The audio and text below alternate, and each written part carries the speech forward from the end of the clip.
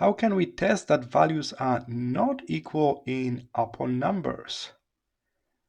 Like always, start with the equal sign to type the formula. So equals, we got the formula pop up. Now I'm going to click on the A2. That's the first value I want to check. And then you need to type lesser than, smaller than, and greater than all together. Just like that. Those sharp brackets. Then I click on the second value and press OK, the check mark.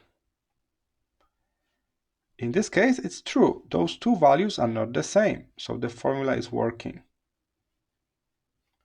To drag down the formula to cover other cells, remember to search for this little yellow dot and pull it down. And let's take a look. We got true. Then we got false, because those are exactly same values. So that's equal. We are searching for not equal. So that's false. True, false, true, true, false, true. So it's working correctly. So here's the formula. Equals value 1, lesser than, greater than, all together like that. Value 2, okay. I hope this was helpful. See you in the next one. Bye.